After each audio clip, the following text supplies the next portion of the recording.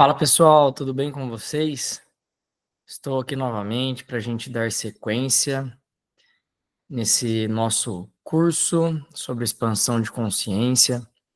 Hoje, dia 6/7/2025, agora meio-dia e 15, começo com vocês agradecendo sempre a Deus, agradecendo os mentores que estão aqui e nos guiam, nos inspiram, para que eu, desse lado, possa conseguir captar o máximo de recursos espirituais possíveis para entregar o melhor que há em mim para vocês. O Meet aqui já dando trabalho para mim. Pessoal, vamos lá. A ideia de hoje, estou feliz da gente ter voltado depois dessa pausa um pouco prolongada. A ideia de hoje é fazer uma transição desse tema para o próximo. Próximo tema a gente começa a tratar mais sobre energias. Então, e nesse capítulo agora dessa aula, a gente finaliza de fato a ideia que está por trás do tema da mente, inconsciente, subconsciente, consciente.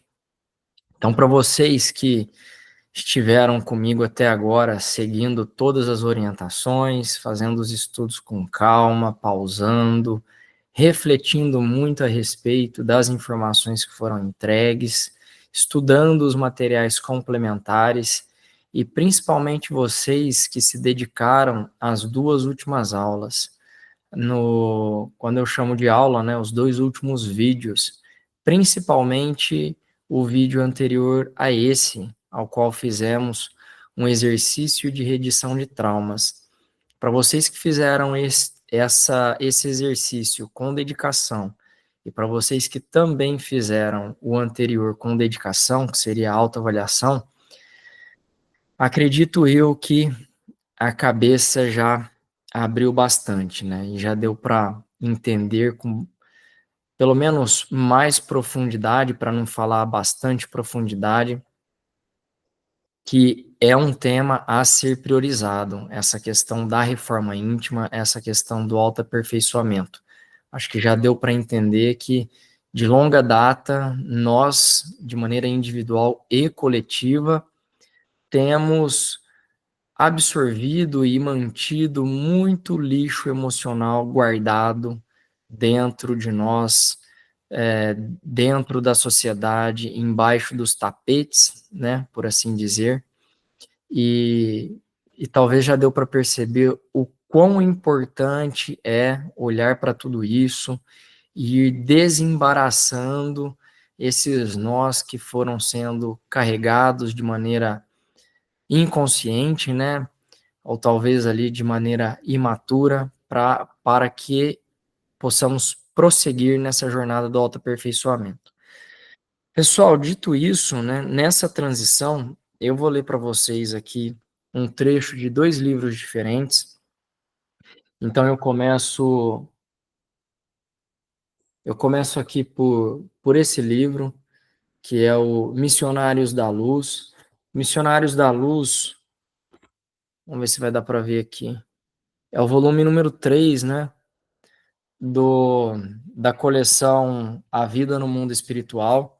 Então essa coleção ela acabou ficando mais famosa pelos dois filmes anteriores que já foram feitos, o primeiro, Nosso Lar, e o segundo, Os Mensageiros, e na sequência dessa coleção nós temos este livro, que se eu não me engano ele já está em andamento para também virar filme, Missionários da Luz. O que me interessa aqui trazer para vocês? Parece que a gravação está travando. Vocês vão administrando isso, tá, pessoal? O que me interessa trazer aqui para vocês? Para quem tem esse livro, no capítulo número 2, eu estou aqui na página 22 da minha edição, a gente começa aqui com o André Luiz tendo algumas informações e alguns ensinamentos, né, explicações a respeito da glândula pineal e da interação, né, da glândula pineal com essa parte sutil, com esse mundo subjetivo, que a gente pode chamar de plano espiritual, tá? Para ficar mais fácil. Então, a glândula pineal, para quem não sabe, ela, em média, ela é de um tamanho de um grãozinho de ervilha, fica, fica no centro da nossa cabeça, formada por cristais de apatita. Essa glândula, há quem diga que com estímulos frequentes, com desenvolvimento parapsíquico, ela aumente de tamanho, assim como é visto nos hindus, povo antigo que já trabalha de longa data, estas ligações do plano extrafísico com esse plano intrafísico. Então, por estímulo, há quem diga que ela vai se desenvolvendo. É uma glândula conhecida na civilização nossa de longa data, pelos povos mais antigos. Há relatos dela no Egito Antigo, há relatos dela na civilização hindu na Índia. Hoje em dia, e para não ficar muito em cima dela, né? Hoje em dia tem um pesquisador muito legal, voltado para essa linha de raciocínio, né? Que é o Doutor Sérgio Felipe de Oliveira, se não me falha a memória. Ele que é espírita e é médico e pesquisador dentro dessa área, se não me falha a memória também, Universidade Espírito, ao qual ele leciona e ao qual ele estuda essas questões. Vale a pena procurar mais, tá? Então vamos lá. Pegando um trecho aqui do livro, ó. A glândula pineal, ligada à mente por princípios eletromagnéticos do campo vital que a ciência comum ainda não pôde identificar, comanda as forças subconscientes sob a determinação direta da vontade. Então, por que eu peguei esse trecho? Aqui nesse primeiro parágrafo já fica claro, né? Então, ela está ligada ao plano mental e ligada às forças que comandam a questão do subconsciente, e esse é o tema da aula desse capítulo, né, que a gente veio estudando. Essas interações, à medida que nós à medida que nós passamos a enxergá-las, à medida que nós passamos a conviver com elas de maneira mais consciente, seja via trabalho interior de autoaperfeiçoamento, seja via contato direto, sensibilidade, né, aflorada do parapsiquismo, a gente consegue, então, manipular, comandar essas forças aqui, ó, pela determinação direta da vontade. Obviamente que exige um trabalho interno grandioso aqui, ó. Dando sequência. Na qualidade de controladora do mundo emotivo, sua posição na experiência sexual é básica e absoluta. De modo geral, todos nós, agora ou no pretérito, viciamos esse foco sagrado de forças criadoras, transformando em um imã relaxado entre as sensações inferiores de natureza animal. Quantas existências temos despendido na canalização de nossas possibilidades espirituais para os campos mais baixos do prazer materialista? Então, o que ele está trazendo aqui, pessoal? Ele está trazendo aqui, se a gente, eu não vou entrar um pouco, não necessariamente agora, né, em questões da lei da atração, isso vai ficar mais para a aula de campo eletromagnético, mas a glândula pineal, ela merece um destaque muito especial, e a glândula pineal merece um trabalho bem especial para aqueles que almejam o autoaperfeiçoamento, para aqueles que querem se desenvolver parapsiquicamente e para aqueles que querem estar no comando da sua própria vida. Obviamente, sendo norteado para o bem, para os efeitos que já foram tratados nas aulas passadas, certo? E aqui ele está dizendo que por estarmos, nossa sociedade, por nós estarmos inconscientes, ou por nós sermos, ou termos sido até então ignorantes sobre todos esses assuntos, a gente acabou pegando esse potencial criador que existe dentro de nós, para a gente materializar na nossa vida a abundância, não só individual, mas coletivo. A gente pegou esse potencial, que é um potencial do espírito, um potencial espiritual, e a gente acabou trazendo ele ou direcionando ele para satisfazer nossas paixões, nossos desejos materiais, que se ligam de uma maneira muito forte à questão animal, à questão animalesca. Quando a gente fala de desenvolvimento espiritual, individual ou coletivo, a gente está falando na linha de frente de aperfeiçoamento moral, de aperfeiçoamento de resolução interior, de aperfeiçoamento ético. Estamos falando de várias variáveis que fogem ao campo da natureza animal, para a gente entrar na natureza espiritual. E pouco disso veio sendo trabalhado, pouco disso veio sendo desfrutado por esse potencial que está em nós. E aí ele continua, ó, lamentavelmente, divorciados da lei do uso, lei com letra maiúscula e uso também com letra maiúscula, abraçamos os desregramentos emocionais. E daí, meu caro amigo, a nossa multimilenária viciação das energias geradoras, carregados de compromissos morais com todos aqueles a quem ferimos com os nossos desvarios e irreflexões. Então, para a gente materializar, em outras palavras, para a gente conseguir ao longo dessas encarnações materializar os nossos desejos e as nossas paixões mundanas, visto que a sociedade acaba nos preparando para isso, né? A gente acaba passando por cima de algumas coisas e ferindo algumas pessoas. A gente passa por cima de valores elevados, a gente passa por cima de uma moral, de uma ética mais elevada, que mais para frente eu vou trazer para vocês como sendo a cosmoética, a ética e moral cósmica, que extrapola essa ética e moral mundana, que serve só para nos nortearmos ali como civilização, para que a gente possa continuar existindo, certo? Parte dos valores, parte das condutas servem só para manter a nossa sociedade, visto que o ser humano ele tem um poder autodestrutivo muito grande, quando não trabalhado. Então, voltando, para que a gente pudesse alcançar esses nossos desejos, a gente passou por cima de boas coisas. Muitas vezes nós ferimos a nós mesmos, muitas vezes nós ferimos pessoas a quem muito amamos e muitas vezes nós ferimos pessoas que cruzam com a nossa vida, para que possamos seguir conquistando os nossos desejos, materializando as nossas vontades mundanas. E isso nos coloca numa ligação kármica, lei de campo eletromagnético, mais para frente vou falar.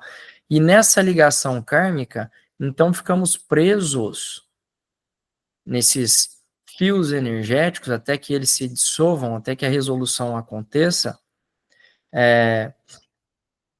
para repararmos, para retratarmos os danos ao qual causamos num pretérito que talvez nem neste momento possamos lembrar, mas eles existem, né? Essas energias estão vivas. Então, muitas vezes ficamos presos nela até repararmos, até retratarmos esses danos, impedindo que nós avancemos nesse potencial que está disponível para nós. Que toda essa estrutura energética, essa malha energética, esse manancial espiritual que está disponível, que existe em nós e que está disponível, ele não foi feito para a gente ficar pagando o karma. Ele foi feito para a gente viver em abundância, para a gente se desenvolver, para gerar alegria, para gerar prazer, para gerar mais vida, mais saúde. Então, ó, do lastimável menosprezo a esse potencial sagrado decorrem os dolorosos fenômenos de hereditariedade fisiológica, que deveria constituir invariavelmente um quadro de aquisições abençoadas e puras. Então, foi o que eu disse. Se a gente olhar um pouquinho para o passado e estudar a árvore genealógica de Abraão, a gente vai ver na Bíblia, independente da versão dela, que muito disso aí está descarregado, né? Dessa árvore genealógica que veio, de certa maneira, se tratando de pessoas com um nível espiritual acima da média da época em que eles viveram. Então, esse potencial aberto para essas pessoas materializarem abundância, servir de inspiração, é, talvez contribuírem, né, para a evolução de individual ou coletiva dentro da época que estiveram, ao invés da gente usar essa herança nossa, né, essa hereditariedade fisiológica para esse potencial, o que a gente tem visto aí na maior parte? As famílias sendo pontos geradores de resolução kármica. Olha só a que nível chegamos. Continuando. A perversão do nosso plano mental consciente, em qualquer sentido da evolução, determina a perversão do nosso psiquismo inconsciente, encarregado da execução dos desejos e ordenações mais íntimas, na esfera das operações automáticas. A vontade desequilibrada desregula o foco de nossas possibilidades criadoras. Eu já falei um pouco sobre isso. Daí procede a necessidade de regras, daí procede a necessidade de regras morais para que, de fato, se interesse pelas aquisições externas nos domínios do espírito. Eu comentei um pouco disso aí nas aulas passadas, né, sobre essas questões de regras. Moisés fez o melhor que ele podia frente à sociedade ao qual ele estava na época, frente aos problemas de sociedade. Tentou criar algumas regras ali para dar um direcionamento, uma conduta moral para a sociedade evoluir. Não só Moisés, mas os outros também. Maomé fez a mesma coisa. Os outros profetas também. Krishna trouxe também a ideia deles. Não vou dizer qual era a ideia deles, mas do meu ponto de vista, mudando o jeito de falar, frente à sociedade, aos problemas em sociedade que eles trouxeram, frente ao que poderia ser falado, frente à ignorância das pessoas, aquele mundo animalesco, cada vez mais animalesco, do nosso passado, o que poderia ser dito, o que poderia ser entendido do que seria dito. Tudo isso aí é um jogo de equilíbrio super desafiador. Então, eles colocaram o melhor deles para poder gerar algumas regras para melhorar a conduta em sociedade. Mas quando o trabalho interior ele não é feito de uma maneira genuína e de uma maneira intensa a ponto de reestruturar todos esses padrões psíquicos, o que acontece? A nossa tendência é de seguir de maneira cega essas regras. É a nossa fé cega. A gente se orienta por valores ali, acreditando da nossa maneira, né, em como a realidade se trata, e o problema está por aí. A sociedade está vivendo isso aí. Você vai para o Oriente, eles têm a visão deles sobre o plano espiritual, que choca com a visão do vizinho, que choca com o paradigma espiritual que é tratado aqui no Ocidente. Então, cada um tem uma visão, cada um tem um norte, cada um tem um direcionamento. E tudo isso aí se conflita. E todo mundo acha que a própria visão é a visão certa. Há quem espera os 144 mil escolhidos para ir para o céu. Há quem espera as 40 virgens no paraíso depois de destruir em nome de Deus, né?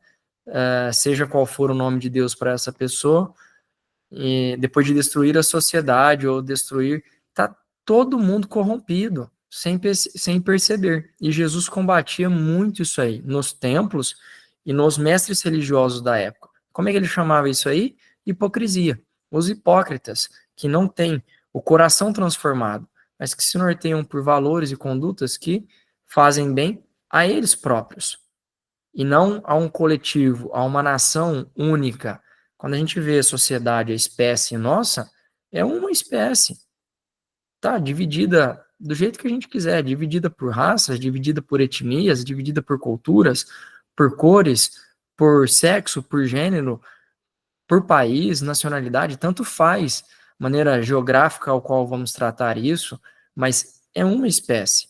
E essa espécie, ela vem se combatendo ao longo dos tempos, ela vem se destruindo em função dos próprios interesses, sejam esses interesses religiosos, sejam esses interesses materialistas, mas pouco desses que estão junto de nós, né, esse grupo seleto que busca pela reforma íntima, poucos deles ainda saíram dessa samsara, falei a palavra errada aqui, dessa roda, né, desse ciclo. Ainda estão cegos à sua maneira. Então, o meu interesse aqui, nessa transição, levar para vocês um pouco mais de variáveis, para vocês refletirem a respeito disso e, de fato, expandirem a consciência a ponto de abrir os olhos para os ciclos que vêm se repetindo na vida de vocês. Independente do que sustenta esse ciclo. Se é uma crença familiar, se é uma crença religiosa, se é uma crença profissional. Então, olha, renúncia, abnegação, continência sexual e disciplina emotiva não representam meros preceitos de feição religiosa. Olha que profundo isso que ele está falando. Nunca fugiremos à lei, cujos artigos e parágrafos do Supremo Legislador abrangem o universo. Então, por mais que a gente acredite que as coisas são de determinada maneira, a vida vai se encarregar de trazer para nós os resultados de quando nós estamos na contramão das leis do universo, seja nesse plano encarnatório ou seja no plano desencarnatório, tanto faz.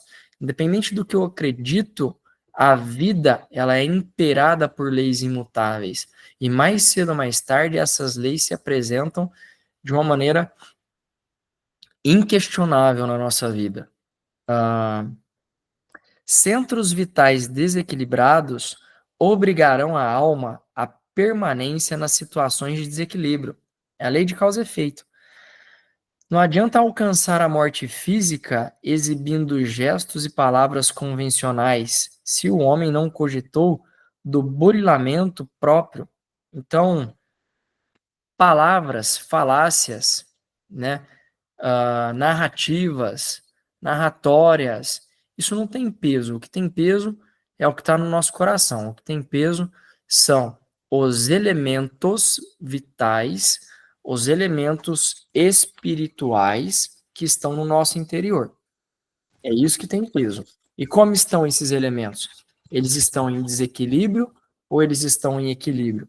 Eles são energias dissonantes ou são energias ressonantes harmoniosas? A justiça que rege a vida eterna jamais se inclinou. É certo que os sentimentos profundos do extremo instante do espírito encarnado cooperam decisivamente nas atividades de regeneração além do túmulo, mas não representam a realização precisa. Então, gente, é certo que os sentimentos profundos... não, desculpa. A justiça que rege a vida eterna jamais se inclinou. Pensem a respeito disso. Muitas vezes, por nossa ignorância, por nossa vontade, muitas vezes por nossa imaturidade, por ainda sermos infantis em termos espirituais, a gente quer que as leis maiores se inclinem frente aos nossos desejos. Eu comentei isso em aulas passadas. Por que estamos vivendo períodos de seca? Até onde eu consigo enxergar de ciclos, né, de uma vida de um planeta, pelo menos a Terra, bilhões de anos, o quanto eu consigo enxergar e compreender disso para entender os ciclos da natureza que estamos vivendo agora? Ciclos de enchentes, ciclos de seca, ciclos de mudança climática de todos os tipos, de temperatura. O quanto eu consigo enxergar? O quanto eu consigo enxergar da interferência humana no meio de tudo isso aí? O quanto eu consigo enxergar como sendo ponto de regeneração, de causa e efeito no meio de tudo isso? Esse que é o ponto. Sem meu coração estar limpo, sem minha mente estar limpa, sem os meus olhos, como diz Jesus, sem eu ter tirado a farpa dos meus olhos, eu não vou enxergar com clareza, que é a mente búdica, é a mente que enxerga com clareza, é a mente perfeita que enxerga longe, com clareza, que enxerga a realidade como ela se mostra, e não como a gente gostaria. Então, quanto eu tenho dessa clareza? Lembra? O espírito, voltando na Trindade, o espírito é a mente perfeita?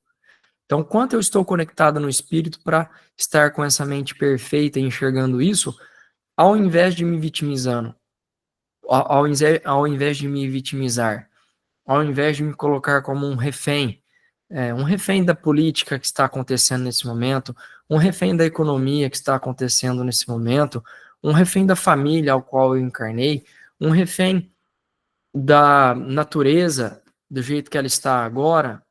Então, como funciona tudo isso? E pedir, e só pedir, pedir em oração, pedir para que os meus desejos sejam alcançados, mas os meus desejos primitivos, não faz sentido, né? E é o que ele está falando aqui. A lei não vai se inclinar por causa da minha imaturidade espiritual, dos meus desejos imaturos. Dando continuidade. Agora, aclaravam-se-me os raciocínios. Essa aqui já é agora a frase do André Luiz, né? Antes era o instrutor do André Luiz. Então, agora, aclaravam-se-me os raciocínios de modo franco. Receber um corpo nas concessões do reencarnacionismo não é ganhar um barco para a nova aventura, ao acaso das circunstâncias, mas significa responsabilidade definida nos serviços de aprendizagem, elevação ou reparação, nos esforços evolutivos ou redentores. Aí aqui travessão, né? Compreende agora as funções da epífise no crescimento mental do homem e no enriquecimento dos valores da alma? Indagou meu orientador. A epífise, que é a glândula pineal, tá?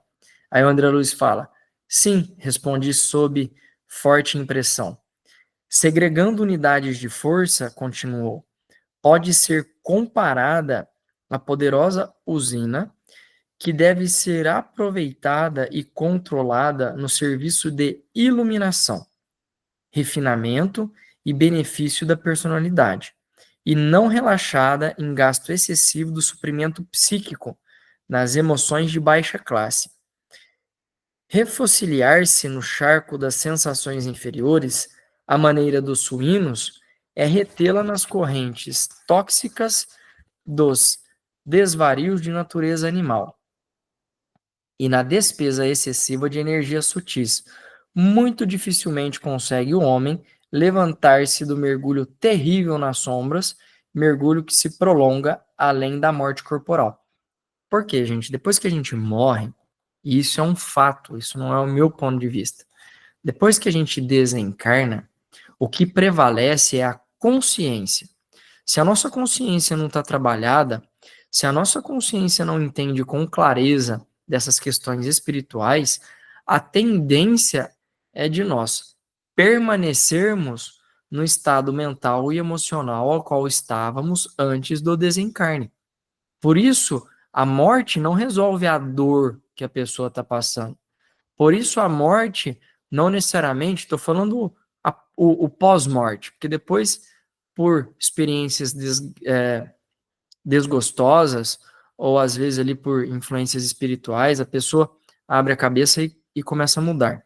Mas não necessariamente o desencarne ou o pós-desencarne vai reparar a dor que a pessoa estava sentindo, vai reparar as condições é, psicoenergéticas distorcidas que ela estava manifestando, certo? Ela pode prolongar o. Como é a palavra?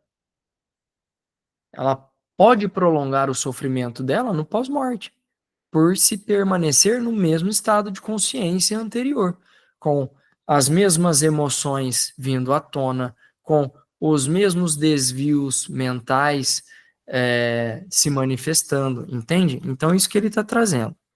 Em vista disso, é indispensável cuidar atentamente da economia de forças em todo serviço honesto de desenvolvimento das faculdades superiores. Os materialistas da razão pura, senhores de vastos patrimônios intelectuais, perceberam de longe semelhantes realidades, e no sentido de preservar a juventude, a plástica e a eugenia, fomentaram a prática do esporte em todas as suas modalidades. Contra os perigos possíveis na excessiva acumulação de forças nervosas, como são chamadas as secreções elétricas da epífise, aconselharam aos moços de todos os países o uso do remo, da bola, do salto, da barra, das corridas a pé.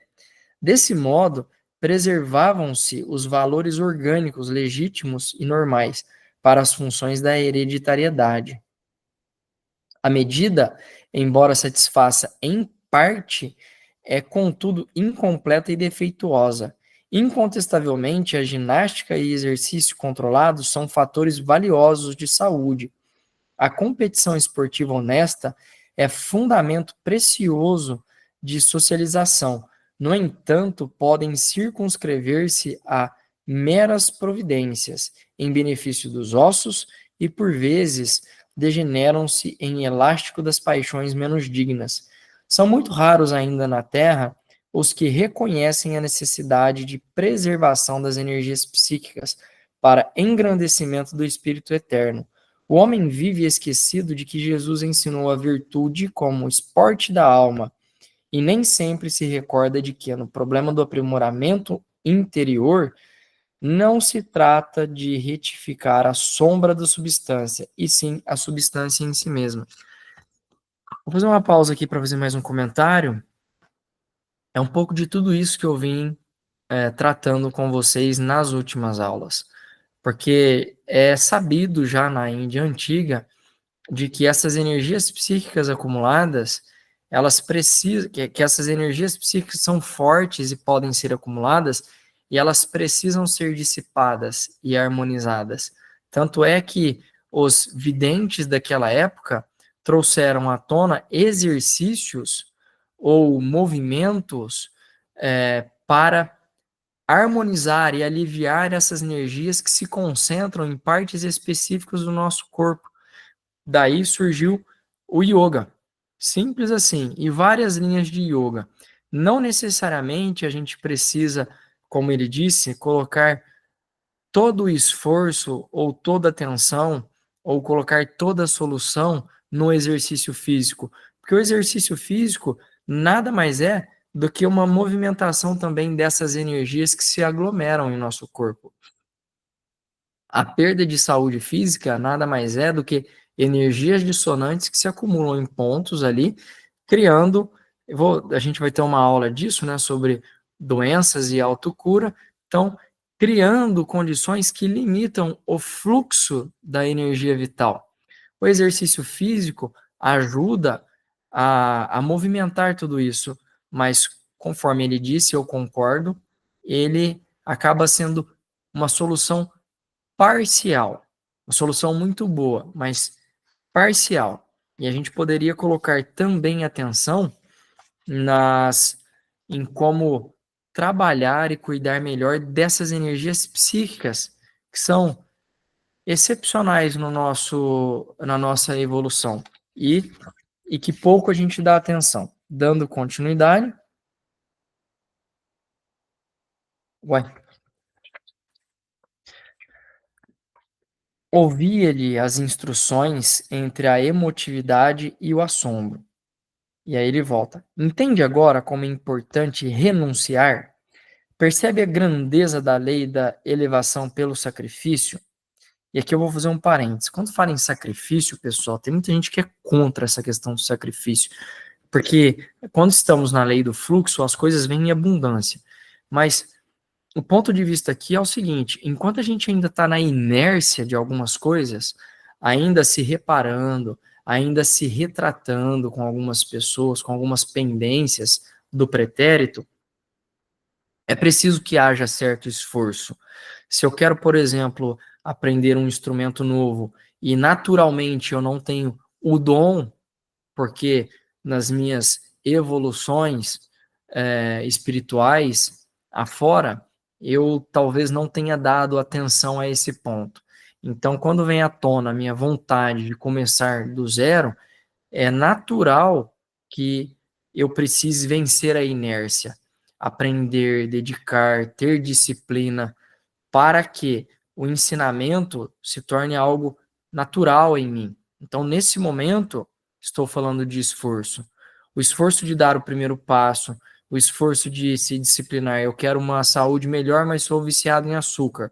O esforço de diminuir o açúcar, de passar, ou às vezes até de tirar de uma maneira radical o açúcar durante um tempo e vencer a dependência, né? A dependência que a gente tem do açúcar no nosso corpo.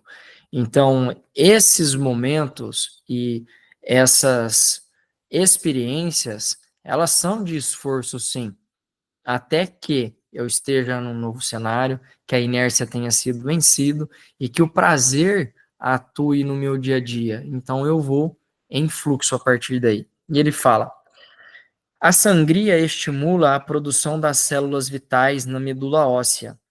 A poda oferece beleza, novidade e abundância nas árvores. O homem que pratica verdadeiramente o bem vive no seio de vibrações construtivas e santificantes da gratidão, da felicidade e da alegria.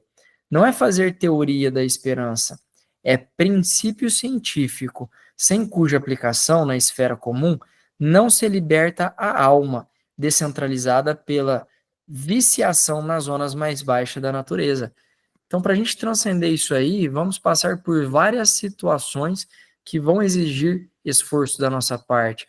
Se eu sou acostumado, por exemplo, a não trazer metáfora, né, modo de dizer, a não trazer roupa suja para lavar em casa, eu resolvo tudo na rua, vai exigir esforço eu mudar esse hábito, vai exigir esforço da minha parte, em um primeiro momento, quando eu receber estímulos que me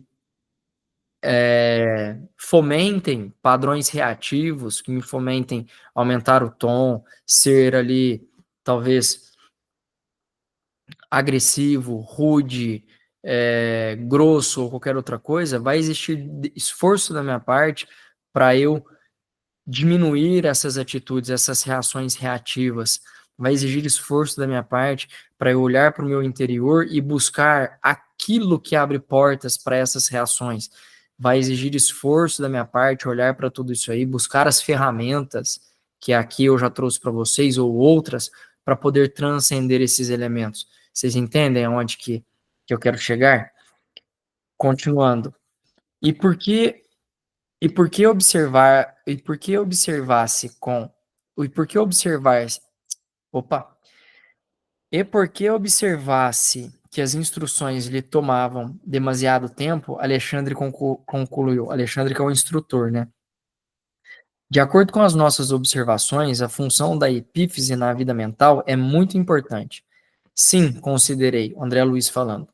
Compreendo agora a substancialidade de sua influenciação no sexo e entendo igualmente a dolorosa e longa tragédia sexual da humanidade. Percebo nitidamente o porquê dos dramas que se sucedem ininterruptos, as aflições que parecem nunca chegar ao fim, as ansiedades que esbarram no crime, o cipó do sofrimento envolvendo lares e corações.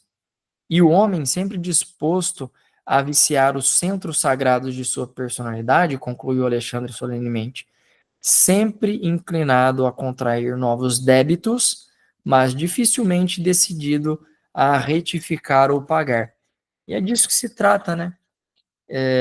Eu tenho visto a tendência das pessoas de entrarem no movimento e acharem que por estarem estudando ou por estarem contribuindo no movimento com com caridade, de maneira frequente, isso já bastaria para poder torná-la uma pessoa melhor ou uma pessoa digna de certos patamares espirituais. Mas quando eu falo patamares espirituais, não são através do olhar mundano, são pela lei de causa e efeito, são pela meritocracia da resolução do espírito, né? E não é disso que se trata, né? Essas pessoas estão enganadas. O, o X da questão é a autorresolução genuína. São os elementos que a gente carrega no nosso coração, na nossa estrutura como um todo. E caso eu não consiga enxergar tudo isso aí, hoje tem equipamentos para a gente olhar para o que tem dentro disso, para compreender o nível de autorresolução. Tem técnicas, tem equipamentos, tem profissionais de todos os tipos ali que possibilitam nós entendermos e compreendermos melhor esse nosso interior. Porque se depender de nós, a gente vai fazer vista grossa para isso, né? E aqui ele continua: você pergunta se não seria mais interessante encerrar todas as experiências do sexo, sepultar as possibilidades do renascimento carnal. Semelhante indagação, no entanto, é improcedente. Ninguém deve agir contra a lei. Ou seja, aqui ele está falando, reprimir não é a solução. Automutilação não é solução. Autoflagelação não é solução. O uso respeitável dos patrimônios da vida, a união enobrecedora, a aproximação digna constituem o programa de elevação. É, portanto, indispensável distinguir entre harmonia e desequilíbrio, evitando o estacionamento em desfiladeiros fatais. Então, as coisas estão em aberto. A vida está em aberto, com os seus potenciais. E cabe a nós, com a nossa inteligência, discernirmos aquilo que está em harmonia daquilo que não está em harmonia, para a gente fazer escolhas melhores, para a gente fazer o trabalho de reforma íntima de uma maneira melhor e aproveitar tudo que está disponível, porque a repressão é a sombra. A sombra existe porque a repressão está aí. Tabu sexual. Então, as pessoas conversam abertamente sobre sexo, os cônjuges. O quanto das piadinhas tem sobre sexo? Quando a gente vai em algum show de humor, ou quando a gente tem aqueles grupos no WhatsApp que querem fazer ruaça, né? Eles vão mandar piada de qual tipo? Geralmente é sobre sexo, geralmente é sobre padrões que estão reprimidos. É por isso que as pessoas dão risada de tudo isso. Agora, se resolvam em relação a esses tabus, a esses preconceitos, de uma maneira genuína, você não vai mais dar tanta bola ou você não vai ver tanto mais graça nesse tipo de piada. Só é legal porque está reprimido. Então, antes de eu seguir para o próximo livro, para a gente finalizar, eu trouxe alguns recadinhos aqui. Pessoal, visto isso, eu espero que tenha ficado de uma maneira muito clara e muito direta a importância de vocês olharem para esse tema com muita profundidade e por todos os dias da vida até que boa parte disso se tenha sido resolvido ou até que a iluminação espiritual chegue. O Hélio Couto fala para todos os usuários da ressonância harmônica. Orientação dele: quando você deve parar de usar a ressonância harmônica? De contratar os serviços dele, né? Ressonância harmônica é o nome que ele deu para a ferramenta dele de iluminação espiritual. Então, quando você deve deixar de ser um usuário? Quando a iluminação espiritual chegar, ou depois que ela chegar, quando você tiver vontade, porque depois que ela chegar, você pode dar continuidade. Eu vejo muitas pessoas deixando de ser usuário, por qualquer motivo que seja, sem continuar a orientação do Hélio, visto que dá trabalho, dá muito trabalho se transcender, olhar para a sombra, pegar um elemento por vez e transcendê-lo. é desafiador, é trabalhoso. E muitas pessoas acabam chegando a patamares que elas já veem como sendo satisfatórios. Não é a iluminação espiritual em si, mas já estou satisfeito com a minha vida, e voltam para o status quo, voltam a estagnar-se, porém agora num nível mais elevado, num grau de resolução interior um pouco mais elevada. Trouxe essa história do Hélio Couto para registrar o quão vocês devem pôr peso nisso. Por que vocês? Porque eu já ponho peso nisso. O meu dia a dia é voltado para isso.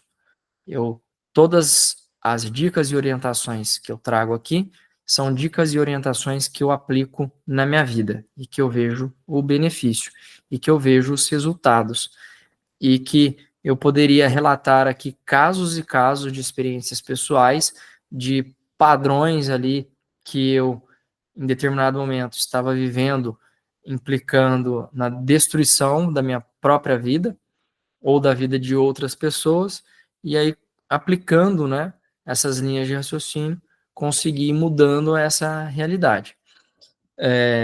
Outra coisa, eu vejo muitas pessoas no dia a dia vão na igreja, vão no templo, porque eu frequento esses lugares.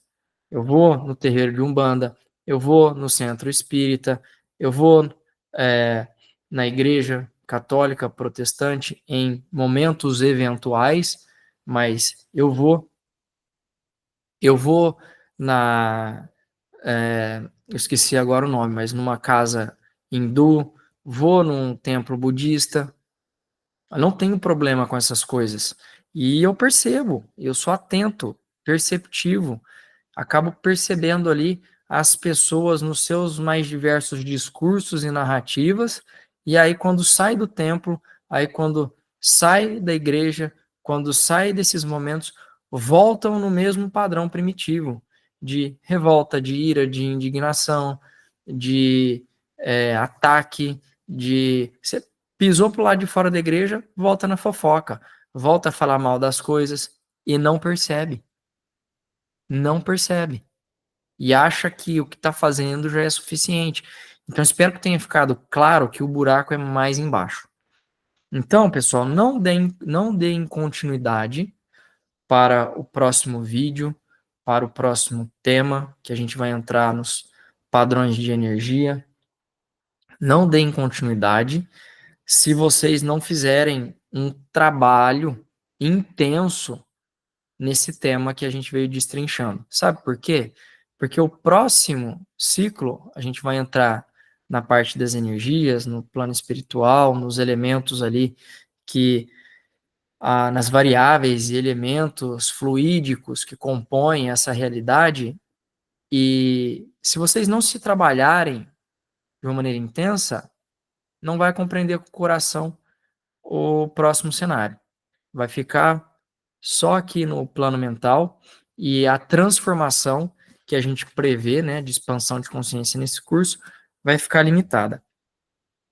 Então, depois de dito tudo isso, será que ficou claro o papel de vocês em família? Será que ficou claro para vocês a questão do grupo familiar?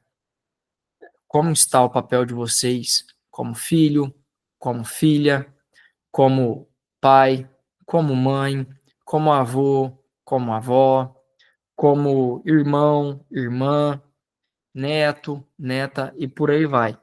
Será que ficou claro para vocês qual é o padrão que vocês têm mantido nos mais diversos aspectos do grupo familiar? Será que já caiu a ficha que pode ter algum desses papéis que vocês carregam que está ou estão distorcidos? Distorcidos porque vocês aprenderam, olha, as crenças do grupo familiar, porque vocês aprenderam desde a infância, pela família que cresceram, que o papel do marido e o papel da esposa é de uma determinada maneira. Aí quando você vai, por exemplo, para outra família, vocês veem que o comportamento e a postura do marido e da mulher é diferente. Qual dos dois está certo? Pegadinha de novo, porque não se trata de estar certo, só para ver se vocês estão atentos. Se trata de causa e efeito. Eu sempre vou tentar resgatar essa linha de raciocínio para vocês, para sair do vício, do certo e errado. Quando a gente olha para causa e efeito, qual das duas posturas leva a um resultado mais harmonioso? Quando a gente compara o que eu aprendi, né, seja na tentativa e erro, seja criança crescendo, observando o comportamento do grupo familiar ao qual ela estava inserido, né, que ela aprendeu como sendo papel do neto, papel da neta, até onde que vai, até onde que não vai, a postura, filho de filha, os cuidados que tem que ter com o pai, os cuidados que tem que ter com a mãe, e o inverso, né? Os cuidados que um pai tem que ter com o filho, que a mãe tem que ter com o filho. A gente aprende isso em família, a gente aprende isso por tentativa e erro, mas não necessariamente o modelo que a gente carrega, a imagem que a gente carrega no nosso interior é o melhor modelo, é a melhor imagem. Olhar para o canto, desenvolver a autocriticidade para entender se os resultados estão harmoniosos, se essas interações estão gerando ali estímulos que te deixam em euforia ou que te deixam ali em conflito. Observar tudo isso ajuda a entender esses indicadores para saber se os papéis que você carrega estão alinhados ou não estão alinhados.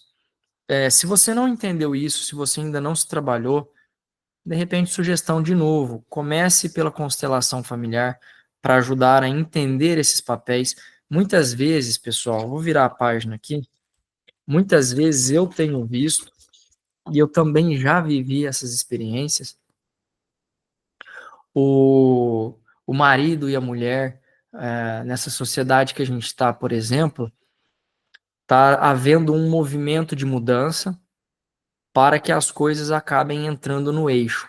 Então, existe uma lei, que é a lei do pêndulo. O que é essa lei do pêndulo? Eu comentei com vocês em aulas passadas, mas com outro nome. A lei do pêndulo é o seguinte: nós temos dois pontos limitantes, e tem um pêndulo que ele corre para essas extremidades, certo? Então, muitas vezes a gente está radical aqui, quando eu pendular para o meu oposto, quando eu observar que tem algo errado, a tendência é eu pendular para o oposto. Então, se eu era uma pessoa muito rígida aqui, a tendência é que eu seja agora uma versão de mim mais relaxada, mais solta, mas também em desequilíbrio, porque o equilíbrio está no meio. Ó. O equilíbrio, o pêndulo está pendulando tão pouco ou parado. E a tendência é, se eu sair desse extremo e vir para esse, quando eu observar que aqui não está legal, aí eu vou pendular para cá de novo. Só que eu vou pendular para cá mais próximo do meio. E aí depois que eu observar que isso está errado, eu vou pendular para cá também. Radical do outro lado, mas mais próximo do meio. E aí eu vou entrando no meu centramento, né?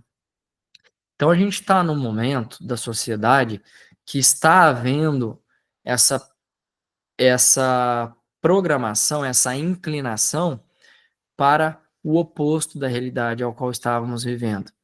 Eu vou fazer um parêntese aqui com vocês só para explicar o caos. Atualmente, nós vivemos numa sociedade patriarcal.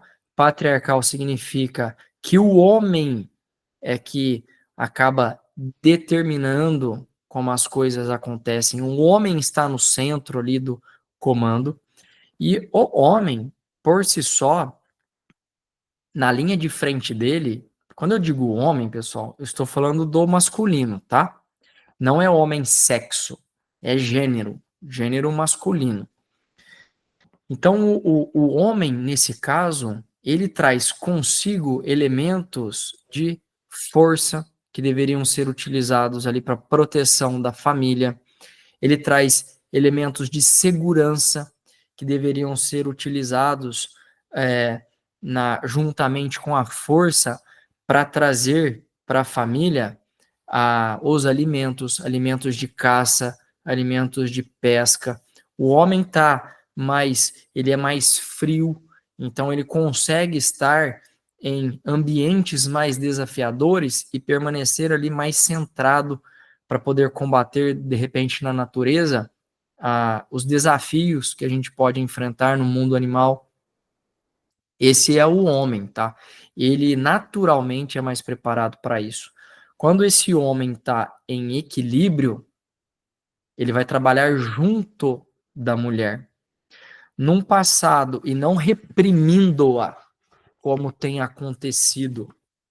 E aí, pelo homem que começou a dominar, no momento em que ele trouxe, em que ele desenvolveu o arado, pelo menos é isso que os livros de história trazem para nós, no momento em que um homem desenvolve o arado, ele tira a mulher do campo, a mulher que era responsável pelo cultivo, por incrível que pareça.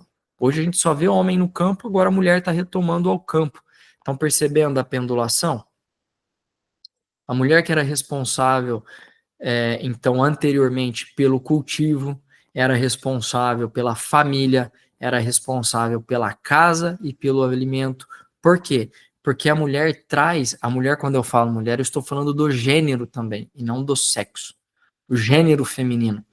Então, a mulher traz na linha de frente a intuição, a mulher que traz na linha de frente dela a emoção, a mulher que é criativa, a mulher que é lunar, o homem é solar. Energia mais quente, a mulher tem energia mais fria, mas ela é mais emotiva. Tanto é que a representação da lua é referente aos apaixonados, não é? É a linha de frente da mulher. Então, o homem, quando ele está equilibrado, ele traz essa mulher em equilíbrio para desenvolver a vida e não reprime ela, e não reprime também a si mesmo. Só que essa sociedade nossa, ela acabou reprimindo, o homem acabou reprimindo a si mesmo, o homem acabou, em consequência, reprimindo também a mulher. Tirou ela do campo na invenção do arado e começou a bagunça a acontecer. Aí, nesse momento, surge, então, a necessidade de alguns arquétipos, como, por exemplo, o arquétipo da Ártemis. O que é o arquétipo da Ártemis? Que é visto e que é bem explicado no filme da Mulher Maravilha. O arquétipo da Ártemis é aquela mulher selvagem, guerreira, é aquela mulher determinada, é aquela mulher forte, é aquela mulher independente. Só que precisa de uma mulher Ártemis para poder bater de frente com essa sociedade que está tão desvirtuada em termos espirituais. Precisa de uma mulher Ártemis ali para poder romper com essa inércia, com essa supressão. Mas a mulher Ártemis por si só, ela vai ter vários problemas, porque ela representa, a mulher Ártemis representa as Amazonas. E as Amazonas, elas vivem ali numa sociedade apenas feminina. Elas têm problema em família, elas têm algumas soluções para os problemas que nós temos hoje, mas causam outros problemas a si mesmo. Tem a família reprimida, porque a mulher, assim, o gênero feminino, conforme eu disse, quando está em harmonia, ele traz a família, ela traz a família junto para dentro de si. Então, estamos pendulando para o outro lado. Em algum momento, essa natureza vai ter que ser revista e essas mulheres vão começar a assumir outra postura, outra atitude. Não está acontecendo isso voltando, né, no casamento? No casamento que as pessoas têm essa questão de igualdade de gênero. Vamos os dois trabalhar da mesma maneira. Não é assim que funciona. E não adianta falar que eu estou falando isso porque eu sou machista, isso e aquilo. Eu estou trazendo fatos espirituais. Não é assim que funciona. Você pode até tentar a lei de igualdade de gênero, mas você vai ter problema em algum momento.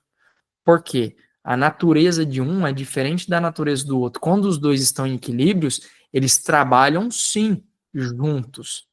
Mas na linha de frente, você não vai esperar que um homem decore a casa assim como a mulher é capaz de decorar. Você não vai esperar que um homem transforme a casa num lar com o mesmo potencial que uma mulher equilibrada tem para transformar a casa num lar. Um lar que você chega, que você tem prazer. Você não vai esperar que o homem trabalhe alguns elementos de criatividade tão bem quanto uma mulher equilibrada. Estou falando assim, mulher equilibrada, gênero feminino equilibrado, porque se tiver em desequilíbrio, obviamente o homem tem um potencial, o homem gênero masculino tem um potencial gigantesco quando ele está em equilíbrio também. mas geralmente são faculdades intrínsecas, ativas, que cabem a um e outro na jornada da evolução. Anteriormente, a sociedade ser patriarcal, ela era matriarcal. O que era matriarcal? A mulher estava no centro. A mulher estava no centro, geradora de vida. Mas a sociedade matriarcal também não é a sociedade que está voltada na harmonia. Porque ali, percebam, a mulher está no centro. Quando a gente volta retrocedendo a conceitos mais elevados e antigos, até então muito esquecidos em nossa sociedade, vai ter um momento que a sociedade foi matricial. O que é matricial? A mulher era valorizada, porque a mulher, ela é geradora da vida. A mulher tem muitas coisas que dependem dela quando a gente se relaciona com uma vida abundante. O homem precisa aprender com isso. A mulher era valorizada, mas ela não era o centro. Não era ela que direcionava.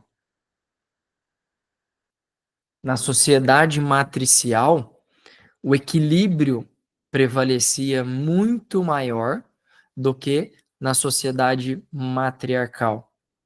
E quando a gente volta ainda um pouco mais, se eu for abrir essa caixa para poder voltar nessa questão do equilíbrio, que a gente do fator de compensação frente ao equilíbrio que a gente vivencia hoje, nós temos Yin e Yang, que já foram tratados na aula da Trindade, então o espírito materno com o espírito criador, lembra? O espírito criador, espírito materno, gênero masculino, gênero feminino, yin e yang. Eles se juntam para poder desenvolver um universo no tempo e no espaço, sendo regido pelo tempo e espaço. Anterior a esse gênero masculino em equilíbrio, por isso ele está junto de Deus, e o gênero feminino em equilíbrio, por isso ele também está junto de Deus, e unidos, certo? Anterior a isso, nós temos o andrógeno. O que é a androginia? A androginia é quando o ser ele consegue em graus mais elevados de iluminação, ele já consegue o equilíbrio entre yin e yang, entre os gêneros, no caso, masculino e feminino, e então ele não é nem masculino e nem feminino. Ele é um andrógeno. Ele é algo anterior a isso. E não tem nada a ver com hermafrodita. Ele é andrógeno. Ele é anterior a isso. Ele já está num grau de resolução maior do que isso aí para poder expressar a vida. E é disso que se trata. Então, essas bagunças que têm acontecido de gênero vai cair em algum momento por água abaixo. Por quê? Porque a natureza espiritual ela está sendo regida por essa estrutura que eu trouxe. Toda vez que a gente cair fora dessa estrutura, nós iremos enfrentar problemas. E esses problemas, logo mais, vão ficar cada vez mais intensos. Eles já podem ser vistos, vão ficar cada vez mais intensos. Então é preciso que vocês repensem nos aspectos e funções e valores do masculino, aspectos, funções e valores do feminino, principalmente quando vocês interagem, seja um masculino, seja uma mulher que tenha como gênero o masculino nela, ou seja um homem que tenha nele o gênero feminino, porque não se trata de sexo. É preciso que revisitem esses papéis, ou vice-versa, né? Preciso que revisitem esses papéis, essas funções. É preciso que equalizem isso aí. É preciso que redefinam de uma maneira harmoniosa isso dentro da família. Se isso ainda está longe de acontecer, deem mais atenção a esse tema que a gente veio, senão os problemas irão pegá-los no decorrer do caminho. E aí eu volto dentro de um. Eu volto dentro de um. Como eu falo? De um ponto de reflexão, né, para vocês pensarem junto com tudo isso. Quem são os heróis de vocês no meio dessa jornada? Já pararam para refletir? Na infância de vocês, quais eram os heróis? Por que eu estou perguntando isso? Porque esses heróis que em algum momento os representaram, eles tinham uma força na linha de frente deles. Eles tinham alguns valores na linha de frente deles. E que fazia sentido, e que faziam sentido para vocês naquela época. Será que vocês já conseguiram resgatar e trazer e manifestar para o dia a dia de vocês esses valores, essa força? Se não, recapitulem também quais foram ou quais são os seus heróis. E tragam isso para poder ter como um indicador, como um norteador para onde vocês poderiam ir, para onde vocês poderiam seguir. Pessoal, para a aula não ficar grande, eu vou finalizar agora com uma leitura desse livro aqui, ó. Já comentei com vocês, Piste Sofia. Essa versão minha, ela é comentada pela Helena Blavatsky, tá? Helena Blavatsky, que tem um peso muito grande na teosofia. É uma consciência que vale muito, uma personalidade que vale muito a pena o estudo. E aí eu separei para vocês aqui, ó, Piste Sofia, os mistérios de Jesus, né? Comentei já com um pouquinho de vocês dele anteriormente, é um livro apócrifo, mas que vale super a pena a leitura. E eu entro aqui, ó, no terceiro livro, tá? Se vocês estiverem com a versão diferente, o terceiro livro. O meu tá aqui, tá na página 231, que tem tudo a ver com o que a gente está falando aqui. Então, capítulo 102, sobre a proclamação dos discípulos.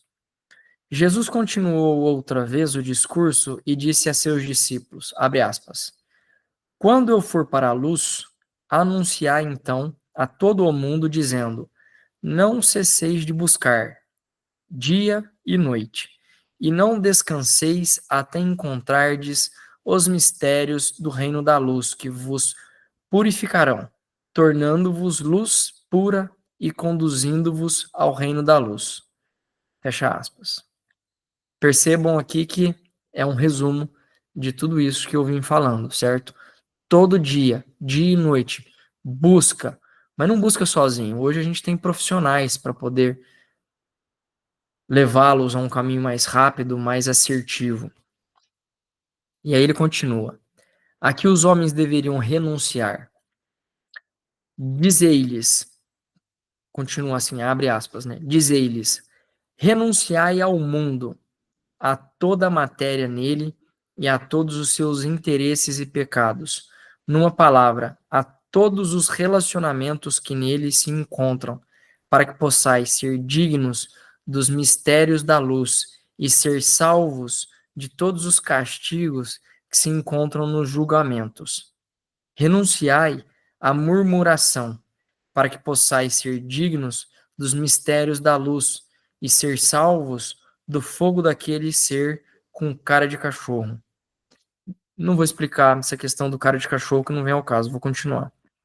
Renunciai a ouvir falsidades, para que possais ser dignos dos mistérios da luz e ser salvos dos julgamentos do ser com cara de cachorro. Acho que foi que eu li agora. Não, é o mesmo, é outro. Renunciai a causar danos, para que possais ser dignos dos mistérios da luz e ser salvos das punições de Ariel.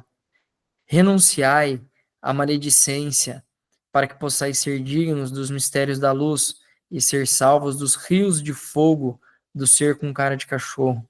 Renunciai ao perjúrio, para que possais ser dignos dos mistérios da luz e possais escapar e ser salvos dos rios de fogo do ser com cara de cachorro. Renunciais ao orgulho e à arrogância. Eu vou falar eu vou ler só sobre as renúncias daqui para frente. Renunciai ao orgulho e à arrogância. Renunciai à gula.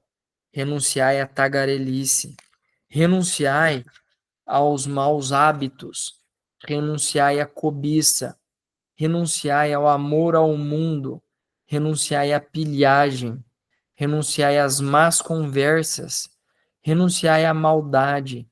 renunciai à impiedade, renunciai à ira, renunciai a praguejar, renunciai ao roubo, renunciai à violência, renunciai à calúnia, renunciai às lutas e ao litígio, renunciai à ignorância, renunciai às más ações, renunciai à raiva, renunciai ao adultério, renunciai ao assassinato, renunciai à crueldade e à impiedade, renunciai ao ateísmo, renunciai à feitiçaria, renunciai à blasfêmia, renunciai às doutrinas errôneas. Dizei, agora eu vou ler tudo. Dizei aos que ensinam doutrinas errôneas e a todos os que são instruídos por eles: ai de vós, pois se não vos arrependerdes e abandonardes vossos erros, ireis para o castigo do grande dragão da escuridão exterior, que é extremamente severo, e nunca sereis lançados de volta ao mundo, mas sereis não existentes até o fim. Dizei aos que abandonam as verdades doutrinadas do primeiro mistério: ai de vós, pois vosso castigo é triste comparado com o de todos os homens, pois habitareis no grande frio, gelo e granizo, no meio do dragão e da escuridão exterior. E desde então não sereis lançados de volta ao mundo, mas perecereis naquela região e na dissolução do todo. Sereis consumidos e tornar-vos-ei não existentes eternamente. Pessoal, esse é o ponto. Dia e noite para resolver essas questões de paixões.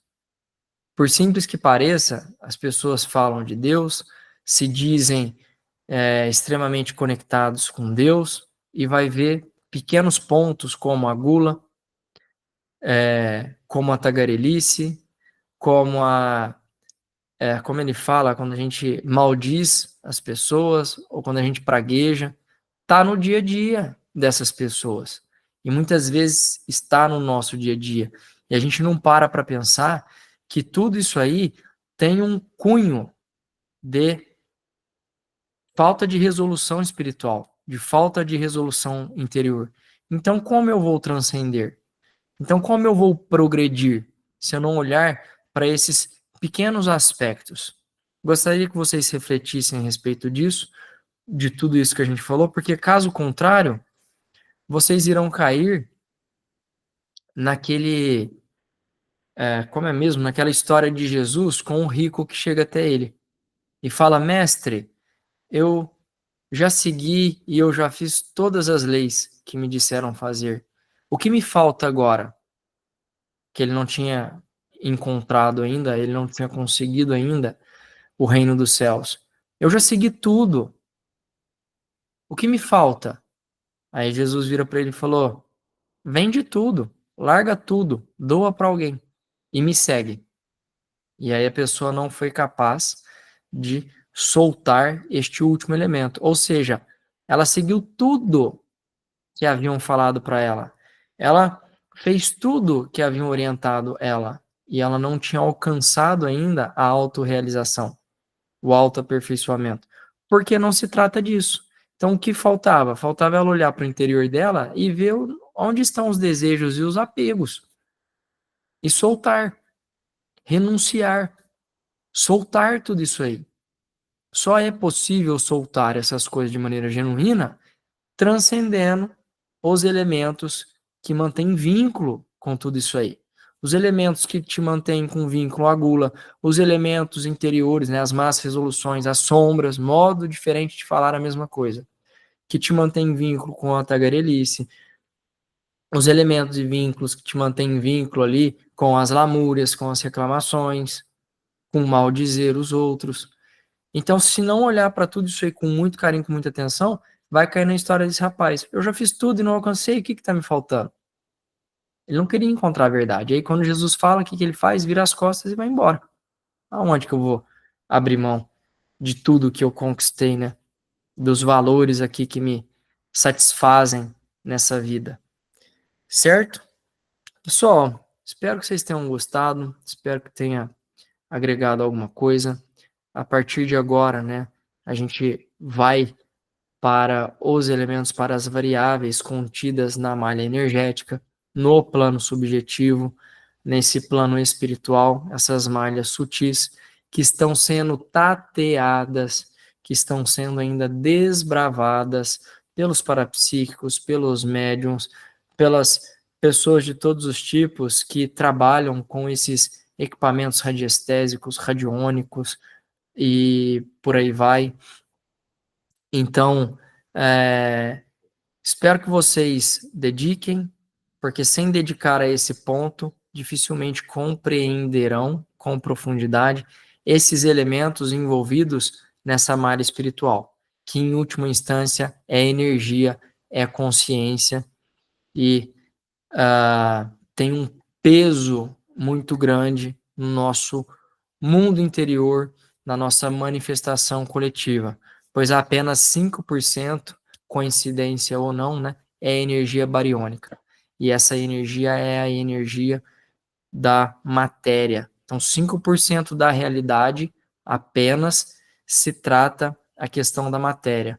Nas energias de campo que a gente vê eletromagnético, nas energias de campo que a gente vê gravitacionais, nas energias químicas, físicas e por aí vai. Então tem um universo muito grande ali a ser explorado, estamos apenas começando e eu já estou ansioso para começar o próximo vídeo e abrir os conceitos que eu consegui enxergar até agora com vocês. Um beijo a todos e até a próxima.